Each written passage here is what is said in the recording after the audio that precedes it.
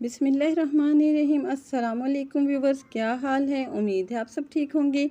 माही food secret में एक बार फिर आप सबको खुश आमदीद कहा जाता है। अल्लाह ताला आपके घर, कारोबार और दस्तरखान आबाद रखे, कारोबार और दस्तरखान फैलते फूलते रहे, आमीन। आज हम आप लोगों के लिए लेके आए हैं इंतहाई मज़ेदार रेसिपी और बहुत जल्दी बन जाने वाली लो बजट ये रेसिपी है, जिसे हर कोई इजीली बना सकता है। इसको बना के आप बच्चों को लंच बॉक्स में भी दे सकते हैं, टी टाइम में भी यूज़ कर सकते हैं, और जब घर में मेहमान आ जाएं तो भी आप इसको बना सकते हैं, उनको बहुत पसंद आएगी। इस रेसिपी को बनाने के लिए हमने लिए हैं यहाँ पे 1 केजी आलू।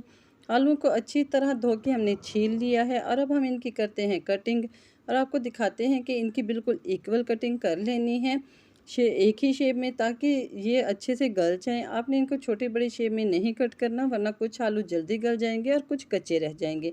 साथ ही मैंने पानी को गर्म होने के लिए रख दिया था। पानी में बबल्स बनना शुरू हो गए हैं। इसमें डाल रही हूँ मैं 1 चम्मच के बराबर नमक, क्योंकि आलू कुछ मीठे होते हैं कुछ नमकीन, तो स्नैक्स के टेस्ट को इक्वल करने के लिए हमने पानी में डाल दिया नमक। और अब डाल रही हूँ इसमें कटे हुए आलू, ताकि हमारे तमाम आलूओं का टेस्ट इक्वल हो जाए। आलू डाल देने के बाद हम इसको थोड़ा सा चम्मच से हिला देंगे और इसको कर देंगे कवर, और 7 से 8 मिनट के लिए उबलने के लिए रख देंगे, ताकि आलू हमारे अच्छे से गल जाएँ। यहाँ पे मैक्सिमम 7 से 8 मिनट गुजर चुके हैं। स्क्रीन पे आपको आलू उबलते हुए नज़र आ रहे होंगे। आलू में एक दफ़ा फिर चम्मच चलाएं और इसको चेक कर लें कि आलू अच्छे से गल गए हैं या नहीं। चेक करने का तरीका ये है कि एक आलू को सेपरेट करें, लेकिन इसको हाथ से गरम गरम नहीं कट करना, बल्कि छुरी की मदद से काट के देख लें हमारे आलू अच्छे से गल गए हैं। अब हम करने लगे इनको स्टेन आउट, ताकि इनका पानी भी निकल जाए और थोड़े ठंडे भी हो जाएँ। साथ ही मैंने एक बाउल लिया है और उसमें रख दिया है स्टेनर। स्टेनर में हमारे आलू थोड़े से ठंडे हो चुके थे, लेकिन अभी ये काफ़ी गर्म है, तो हम इसको चम्मच की मदद से मैश कर लेंगे, क्योंकि अगर आलू का आप बिल्कुल ठंडा कर लेंगे तो वो अच्छे से मैश नहीं होंगे। अगर आपके पास इस तरह का स्टेनर नहीं है तो आप इनको सिलबट्टे पे भी पीस सकते हैं, या घर में आटा छानने वाली स्टेनर होती है तो उससे भी इसको मैश कर लें। हमारा मकसद होता है कि आलू अच्छे से मैश हो जाएं, इसमें किसी भी किस्म के लम्स ना रहें। इस प्रोसेस में हमें मैक्सिमम 3 से 4 मिनट लग जाएंगे और थोड़ी सी हमारी एनर्जी भी वेस्ट होगी, लेकिन ये इतने मज़े के बन के तैयार होंगे कि सारी एनर्जी जो है ना वसूल हो जाएगी।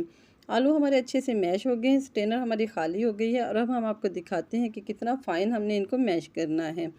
इस तरह हमारे आलू जो है ना बिल्कुल फ़ाइन हों, ताकि इसमें किसी किस्म के लम्स ना हो। और थोड़ा सा फ्लेवरिंग के लिए मैं डालूँगी इसमें हाफ़ टेबल स्पून के बराबर ब्लैक पेपर पाउडर, साथ ही डालूँगी हाफ़ टेबल स्पून के बराबर नमक। आप अपने टेस्ट के अकॉर्डिंग इनको ज़्यादा स्पाइसी भी कर सकते हैं, लेकिन ये स्पाइसीज़ इसके लिए बिल्कुल ज़बरदस्त हैं। ग्रीनरी के लिए डाल रही हूँ मैं इसमें थोड़ा सा सब्ज़ धनिया, जिसको बारीक बारीक काट के अच्छे से धो लिया था। और बाइंडिंग के लिए मैं यहाँ पे यूज़ करूँगी 2 टेबलस्पून के बराबर कॉर्न स्टार्च।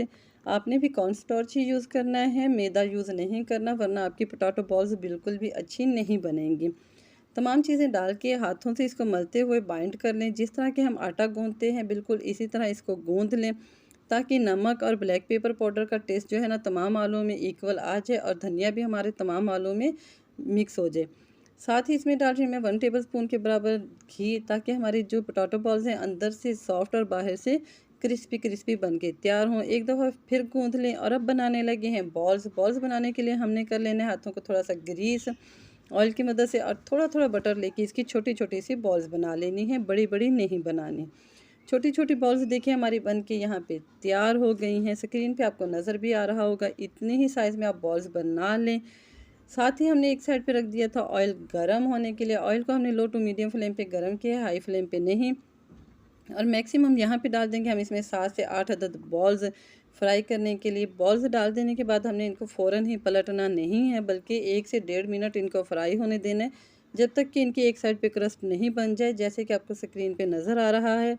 जब इस तरह क्रस्ट बन जाए तो चम्मच की मदद से इसको आराम से पलट लें, क्योंकि अगर आप क्रस्ट बने बगैर पलटेंगे तो आपकी बॉल्स टूट जाएंगी और ये बिल्कुल भी ठीक नहीं बनेंगे।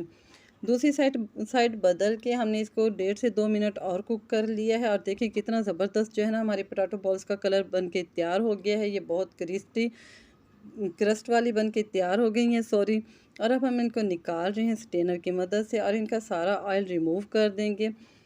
और साथ ही हम इस गरम ऑयल में बाकी बची हुई बॉल्स को जो है ना फ्राई कर लेंगे। जब तक हमारी ये बॉल्स फ्राई होती हैं, साथ ही हमने बना ली है चाय, ताकि हमारी शाम की चाय का टेस्ट दोबाला हो जाए। यहीं पे एक छोटी सी रिक्वेस्ट है कि अगर आप हमारे चैनल पर नए हैं तो हमारे चैनल को सब्सक्राइब कीजिएगा, वीडियो को लाइक कीजिएगा, बेल के बटन को दबा दीजिएगा ताकि हमारी वीडियो हर आने वाली नई वीडियो का नोटिफिकेशन सबसे पहले आपको मिलता रहे। अब हम आपको इसका क्रस्ट चेक करवाते हैं। देखिए कितनी क्रिस्पी ये बन के तैयार हुई हैं, बाहर से क्रिस्पी अंदर से सॉफ्ट। केचप के साथ खाएं, ग्रीन चटनी के साथ खाएं, शाम की चाय का मज़ा दोबाला कीजिए। इसके साथ ही हमें दीजिए इजाज़त, फिर मिलेंगे। अल्लाह हाफिज़।